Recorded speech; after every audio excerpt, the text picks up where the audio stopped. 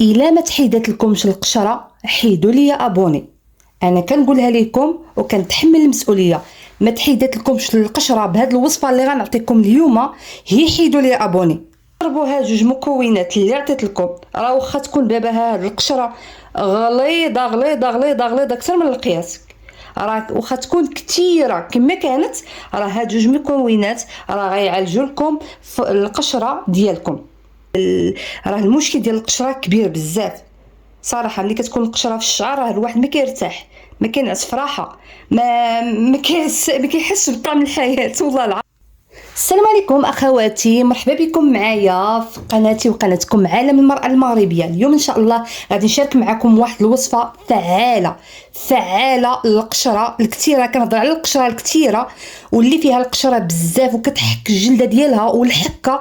راه هاد الوصفة اللي غنعطيكم اليوم راه غترحموا ليا الوالدين، فقط بغيت الرحمة للوالدين.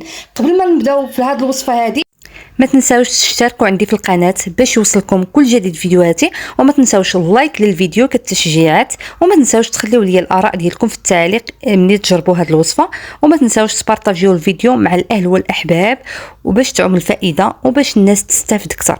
ندوزو لطريقه الاستعمال. الحمد لله جميع الوصفات اللي حطيت لكم لقاو نتيجه فعاله، ولقاو واللي جربوهم كاملين سيروا تقراو التعاليق ديال الناس اللي جربوا الوصفات ديالي. بزاف بكم كتعاني من القشره او الحكه، يا اما كتكون السبب ديالها بلي شامبوان اللي كيكون فيها المواد الحافظه او الكيميائيه، ولا كتكون من البروتين او الكيراتين اللي خرج بزاف على الناس على الشعر ديالهم، اللي كتكون الجلده ديالهم مريضه. كتمرض ديكم الجلده بالحكه وبالقشره. واول حاجه ما كتنعسوش بالليل، كرد ديك الحكه والقشره كتملوا الدنيا. انا نقول لكم يعني انا مجربه القشره شنو هي. انا ما جيت نعطيكم هذه الوصفه، حتى هذه الوصفه هذه مجربه 100% البنات. هاد الوصفه هذه رائعه، راه من اول استعمال غتلقاو النتيجه ديالها. وصفه فعاله البنات. بالنسبه للوصفه غنحتاجوا فيها جوج مكونات. المكون الاول اللي هو الخل التفاح، المكون الثاني هو هاد البرودوي هذا ديال فارماسي، موجود في الفارماسي. هذا راه الالكول كما كتشوفوا، السميه ديالو سكينوساليك. راه هاد الوصفه فعاله. المهم دوزو للطريقه ديال الوصفه. كما قلت لكم في اول الفيديو، راه الا ما نجحتش معكم هاد الوصفه من اول استعمال، هي حيدوا لي ابوني. هاد الوصفه من اول استعمال غتلقاو القشره طارت، راه ما كتخلي فيكم حتى نقطه ديال القشره. اول استعمال بالنسبه للطريقه، قبل ما تدخلوا تدوشوا، اول حاجه كتشقوا الشعر ديالكم بخل التفاح مزيان. كديروا الحركات، كديروا حركه دائريه بهاد خل التفاح كما قلت لكم، مزيان كتشقوا بها شعركم وكتخليوه واحد نص ساعه. عاد غدوشوا، ملي غتخليوه نص ساعه عاد غدوشوا. المهم غدوشوا عادي بالشامبو اللي كتستعملوه دائما ياك. وكاين اللي كيدير الكريم، يعني كريم اللي ابخي شامبوان.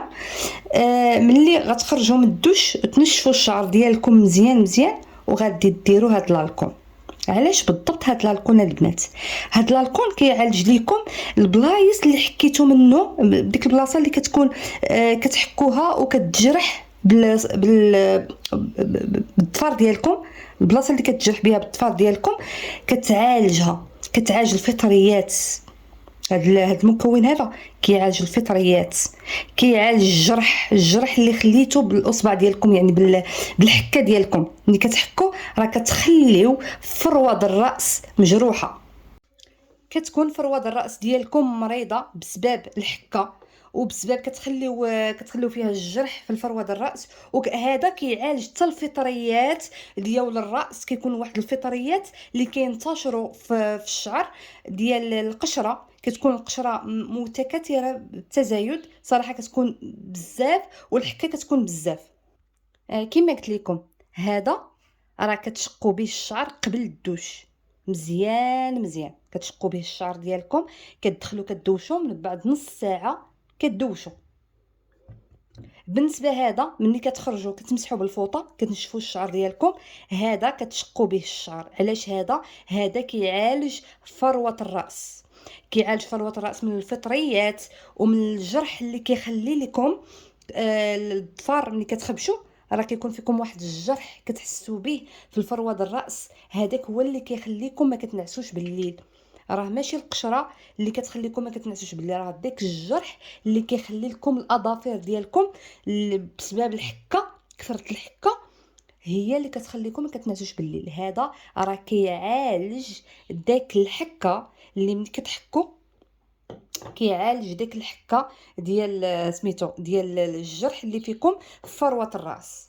كما قلت لكم البنات، جربوا هاد جوج مكونات اللي عطيت لكم. راه واخا تكون دابا هاد القشره غليظه غليظه غليظه غليظه اكثر من القياس، راه واخا تكون كثيره كما كانت، راه هاد جوج مكونات راه غيعالجوا لكم القشره ديالكم من اول استعمال. انا بعدا شخصيا من اول استعمال عالجوا ليا. نأكد لكم الا في حاله من اول استعمال عاودوه لي مره ثانيه، مهم القشره راه ما غتكونش. هذا هو الفيديو ديال اليوم، نتمنى انه نال الاعجاب ديالكم. ما تنساوش تبارطاجيوه مع الناس اللي فيهم القشره وكيعانيو باش ديو الاجر.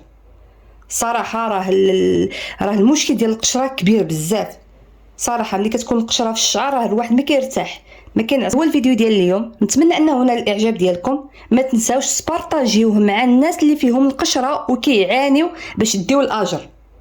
صراحه راه المشكل ديال القشره كبير بزاف صراحه. ملي كتكون القشره في الشعر راه الواحد ما كيرتاح ما كينعس فرحه، ما كيحسش بطعم الحياه والله العظيم. لان القشره صعيبه صعيبه صعيبه صعيبه صعيبه بزاف. سولوا المجرب لا تسالوا الطبيب. انا بعدا جربتها راه صعيبه القشره. هذا هو العلاج ديالها، هذا العلاج النهائي للقشره. يلا البنات خليتكم على خير. ما تنساوش الفيديو الجاي وما تنساوش تشجعوني باش هكا كل مره نزل لكم فيديوهات. الى اللقاء.